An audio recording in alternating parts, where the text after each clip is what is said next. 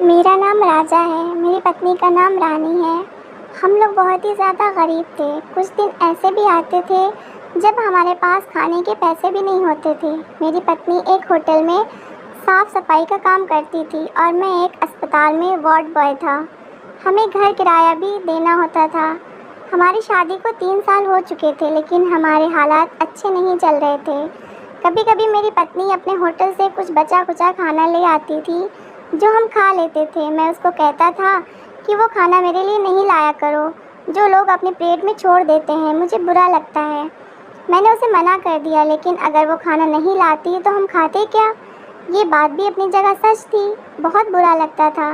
ज़िंदगी इतनी बुरी हो गई कि लोगों का बचा कुचा खाना पड़ता है। हमारे घर का किराया था, साथ ही बिजली का बिल और घर के सौदे भी लेने पड़ते थे, जो हम दोनों की तनख्वाह से पूरे नहीं होते थे। मैं बहुत ज़्यादा परेशान रहता था, लेकिन मैं एक अच्छा इंसान था।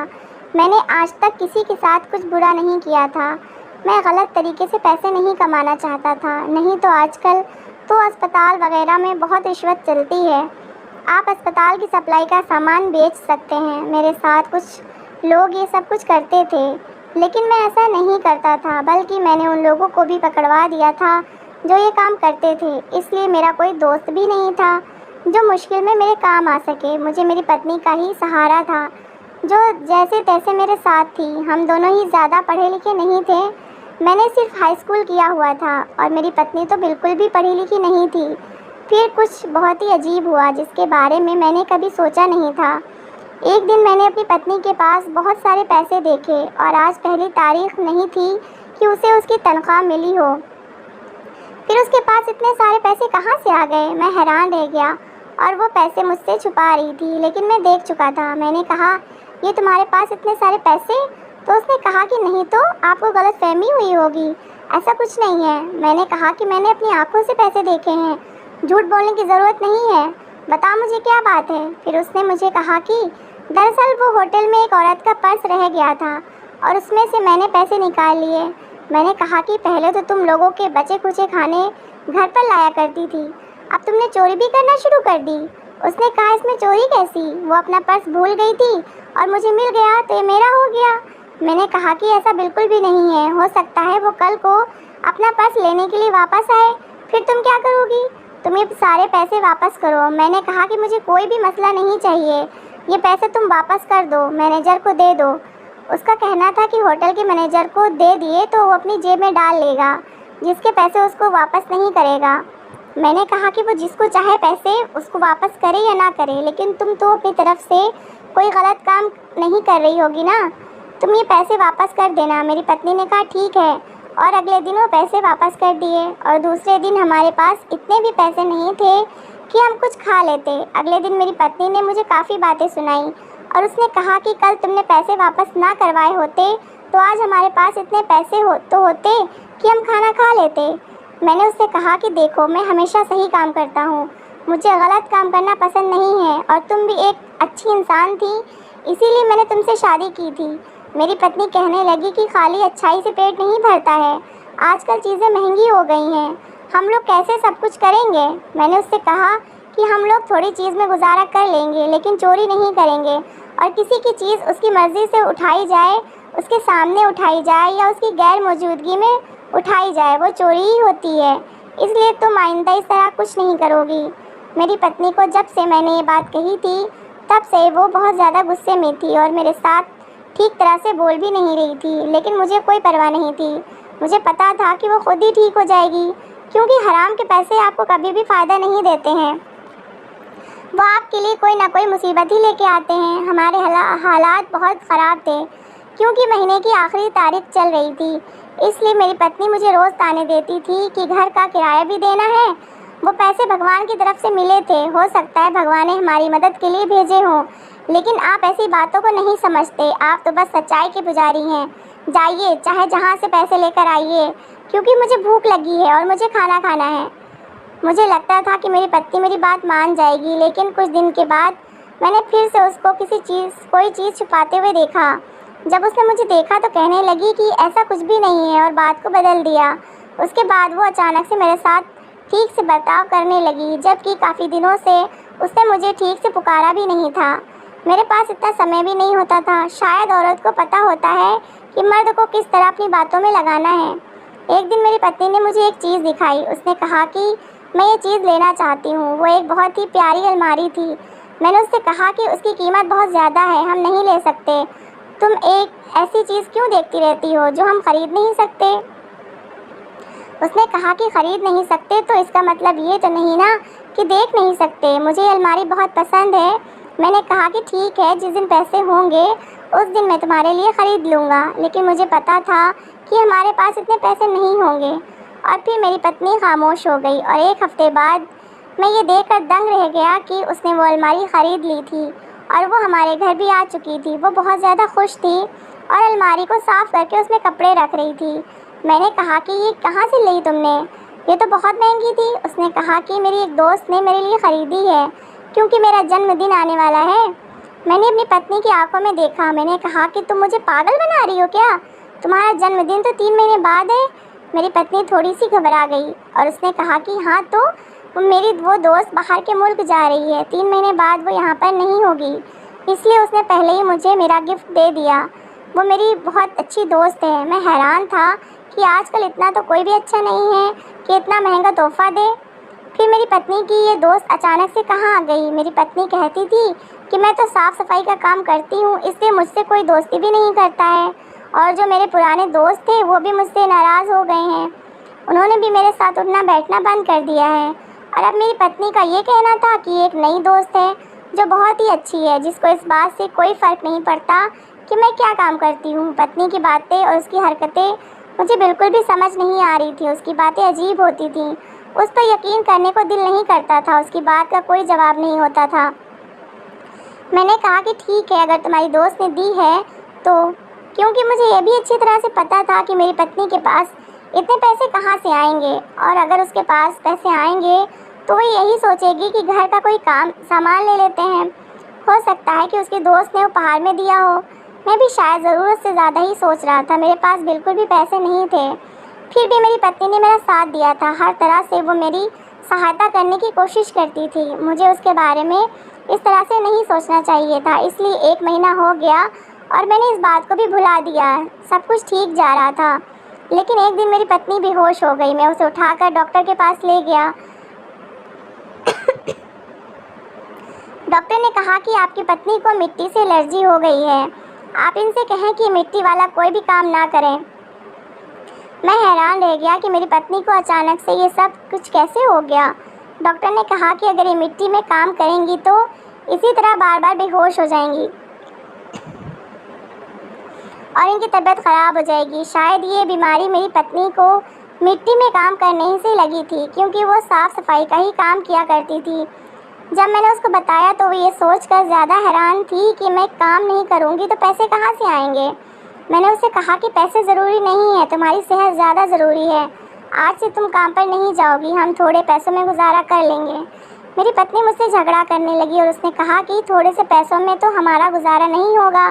तुम्हें पता ही है कि हमारे कितने ज़्यादा खर्च हैं और मैं बच्चा पैदा करना चाहती हूँ, लेकिन इसी वजह से नहीं करती क्योंकि हमारे पास पैसे नहीं हैं। अब अगर मैंने भी काम छोड़ दिया तो हमारे हालात और बुरे हो जाएंगे। मैंने अपनी पत्नी को कहा कि मैं अभी ज़िंदा हूँ, मर नहीं गया हूँ, खुद कुछ कर लूँगा, तुम्हें परेशान होने की ज़रूरत नहीं है। मैं तुम्हारे लिए कोई ऐसा काम ढूँढूँगा जिससे तुम्हें मिट्टी और गंदगी में काम ना करना पड़े। तब तक तुम घर पर आराम करो। मैं अपनी पत्नी के लिए कोई भी काम ढूंढने वाला नहीं था। उसने बहुत काम कर लिया था। ये मैंने उसे चुप कराने के लिए कहा था और वो भी खामोश हो गई थी। 2 दिन के लिए वो काम पर नहीं गई और अब उसकी तबीयत काफ़ी ठीक थी। उसने मुझसे कहा कि मेरी तबीयत बिल्कुल ठीक है। मैंने कहा कि अच्छी बात है और आराम करो ताकि तुम्हारी तबीयत और ठीक हो जाए। लेकिन अचानक से वो कहने लगी मुझे काम पर जाना है। मैंने कहा कि काम पर जाने की ज़रूरत नहीं है, घर में आराम करो। वो फिर से मेरी बात पर चुप हो गई, लेकिन ऐसा लग रहा था कि वो बहुत ज़्यादा गुस्से में है। और फिर ऐसा हुआ कि मैं हैरान रह गया, क्योंकि जब मैं घर आया तो मेरी पत्नी घर पर नहीं थी। मैंने कहा कि ये कहाँ जा सकती है, उसका फ़ोन भी बंद था और वो पता नहीं कहाँ चली गई थी। मैं उसके लिए काफ़ी परेशान हो रहा था, लेकिन वो उसी टाइम वापस आई थी जिस टाइम वो काम से वापस आया करती थी। और मैंने उसे देखा, उसके पास एक बैग भी था जो वो काम पर जाते हुए साथ ले जाती थी। मुझे पता चल गया कि वो काम पर गई थी। मैंने कहा कि क्या ज़रूरत थी काम पर जाने की। तो उसने कहा कि मेरी तबीयत बिल्कुल ठीक है और मैं घर में बोर हो रही थी इसलिए चली गई। मैंने कहा कि तुम किस तरह की इंसान हो, तुम बोर हो रही थी तो काम करने चली गई, तुम्हें क्या वो काम करना अच्छा लगता है? उसने कहा कि मुझे वो काम करना अच्छा लगता है या नहीं, लेकिन मुझे पैसे कमाना अच्छा लगता है। मैंने कहा कि इतने पैसे तो मिलते नहीं तुम्हें, थोड़े से पैसे मिलते थे, फिर भी पागल हो रही हो। खैर मैंने उसे मना किया, लेकिन उसने अगले दिन भी यही किया। उसकी तबीयत ख़राब थी, उसे मिट्टी से एलर्जी थी, पर वो यही काम करने के लिए बार बार जा रही थी। मुझे ऐसा लगने लगा कि कोई गड़बड़ ज़रूर है। मेरी पत्नी काम करने के लिए इतनी ज़्यादा बेचैन क्यों हो रही है? एक दिन मैंने सोचा कि मैं उसके रेस्टोरेंट में जाता हूँ और उन लोगों को ही कहता हूँ कि इसको नौकरी से निकाल दें, क्योंकि ये तो घर पर बैठने वाली नहीं। मुझे ये आइडिया बहुत अच्छा लगा। मैं वहाँ पर चला गया और मैंने जाकर मैनेजर से बात की। जब मैंने उसको कहा कि मेरी पत्नी को नौकरी से निकाल दें, तो उसने कहा कि कौन सी पत्नी है आपकी, नाम बताएं। उसका मैंने नाम बताया तो वो सोच में पड़ गया। मैं हैरान हुआ कि क्या यह मेरी पत्नी के बारे में नहीं जानता। उसने कहा कि आपकी पत्नी तो यहाँ 1 साल पहले काम करती थी, अब तो यहाँ पर काम नहीं करती। और हमने उसे निकाला भी इसीलिए था क्योंकि वो अपना काम ठीक से नहीं कर रही थी। ये सुनकर मैं हैरान रह गया। मेरी पत्नी वहाँ काम नहीं करती, उसे वहाँ से निकाल दिया गया और ये 1 साल पुरानी बात है, लेकिन उसने मुझे बताया तक नहीं। उन्होंने कहा कि वो यहाँ पर काम नहीं करती है, आपको कोई गलतफहमी हुई है। मैं बहुत परेशान हो गया, कुछ समझ में नहीं आ रहा था कि मैं क्या करूं। फिर मेरी पत्नी कहाँ जाती थी, क्या काम करती थी, वो पैसे कहाँ से लाती थी? अगर वो किसी और होटल में काम कर रही थी तो मुझे बता सकती थी, इसमें छुपाने वाली क्या बात थी? और अगर उसने मुझे छुपाया था तो इसका मतलब यही था कि कोई ना कोई गड़बड़ ज़रूर है। अगर मैं अपनी पत्नी से पूछता तो वो मुझे सच कभी भी नहीं बताती, वो मुझे अपनी बातों में उलझा लेती और कोई ना कोई झूठ बोल देती। इसलिए मेरे पास एक तरीका था कि मैं अपनी पत्नी का पीछा करूं और देखूं कि वो कहाँ पर जाती है। इसी तरह एक दिन मैंने उससे कहा कि मैं काम पर जा रहा हूँ, जबकि मैं घर में ही छुप गया। मेरे जाते ही वो फ़ौरन काम पर जाने के लिए तैयार हो गई। उसने बैग में कुछ सामान भी रखा था, लेकिन मैं देख नहीं पाया था कि वो क्या है। इसके बाद वो घर से निकल गई और मैं भी उसका पीछा करने लगा था, मगर वो उसी जगह पर जा रही थी जहाँ पर होटल बना हुआ था। लेकिन वो लोग तो कह रहे थे कि मेरी पत्नी यहाँ पर काम नहीं करती है। फिर थोड़ी देर बाद मैंने देखा कि वो एक दुकान में चली गई। उसने वहाँ से कोई चीज़ ली और उसके बाद वो सड़क के कोने पर खड़ी हो गई। थोड़ी देर के बाद एक आदमी आकर उसके पास खड़ा हो जाता। वो आदमी कुछ देर वहाँ पर खड़ा रहता, फिर मेरी पत्नी को कोई इशारा करता। मेरी पत्नी उसको एक चीज़ दे देती जो इतनी छोटी थी कि दूर से दिख भी नहीं रही थी, और वो आदमी मेरी पत्नी को ढेर सारे पैसे दे देता। मैं दंग रह गया कि मेरी पत्नी क्या कर रही है। इतना तो मैं समझ गया था कि वो कोई चीज़ बेच रही है, लेकिन ऐसी कौन सी चीज़ थी जो लोग भी उसे छुप छुप कर ले रहे थे और वो भी मुंह छुपाकर बेच रही थी? मुझे समझ में नहीं आ रहा था। मैंने ऐसा किया कि एक रुमाल से अपना चेहरा छुपाया और अपना काला चश्मा भी पहन लिया। इसके बाद मैं भी उसके पास जाकर खड़ा हो गया, लेकिन उसने मेरी तरफ नहीं देखा। मैं उससे थोड़ा पीछे खड़ा था। मैंने इतना कहा कि मुझे भी चाहिए। उसने मेरे हाथ पर वो चीज़ रख दी और मुझे कहा कि 1000 रुपये दे दो। मैंने 1000 रुपये दे दिए, लेकिन पैसे उसके हाथ में देने के बाद मैंने उसका हाथ पकड़ लिया। वो हैरान होकर मेरी तरफ देखने लगी कि ये मेरा हाथ किसने पकड़ लिया है, और मैंने चेहरे से रुमाल हटा दिया। वो मुझे देखकर दंग रह गई और बहुत ज़्यादा परेशान हो गई। मैंने कहा कि क्या कर रही हो तुम यहाँ पर, और उसको कोई जवाब नहीं आ रहा था। उसके पास कोई बात ही नहीं थी। मैंने कहा सीधा यहाँ से चुपचाप मेरे साथ चलो। वो चुपचाप घर आ गई और मैंने उससे पूछा ये सब क्या करती रही हो तुम? मैं बहुत ज़्यादा परेशान था, क्योंकि जो चीज़ मेरे हाथ में थी वो कुछ और नहीं बल्कि एक नशा वाली चीज़ थी।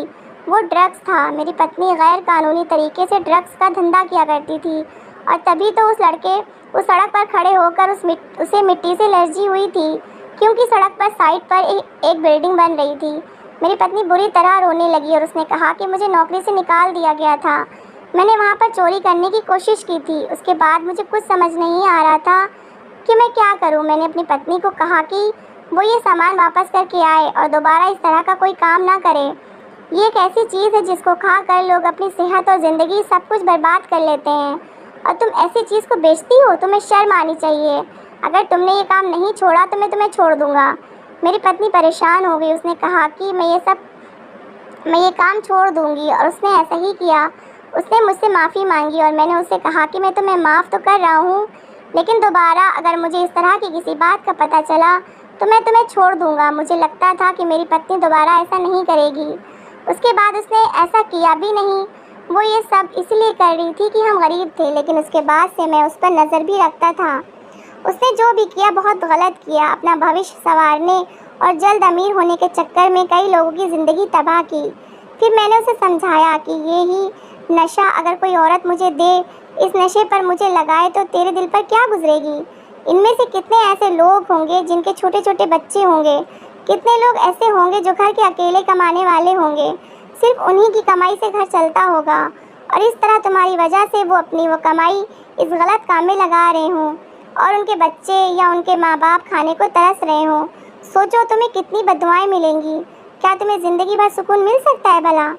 तो इसलिए अपने कल को अच्छा करने के लिए किसी के भविष्य को बर्बाद मत करो। अपनी ज़िंदगी को अच्छा बनाने के लिए किसी की ज़िंदगी में कांटे ना भरो। आप ऐसा करने से ज़िंदगी में कभी भी सुकून हासिल नहीं कर सकते, बल्कि आप जैसा किसी के साथ करेंगे कल वैसा ही आपके साथ होगा। हर हाल में भगवान का धन्यवाद करना चाहिए। तो दोस्तों, कैसी लगी आपको मेरी कहानी? अगर कहानी अच्छी लगी है तो प्लीज़ इसे लाइक करिएगा, शेयर करिएगा और अपनी राय कमेंट बॉक्स में ज़रूर दीजिएगा। और मेरी अच्छी अच्छी कहानियाँ सुनने के लिए मेरा चैनल सब्सक्राइब करिएगा। Thanks for watching.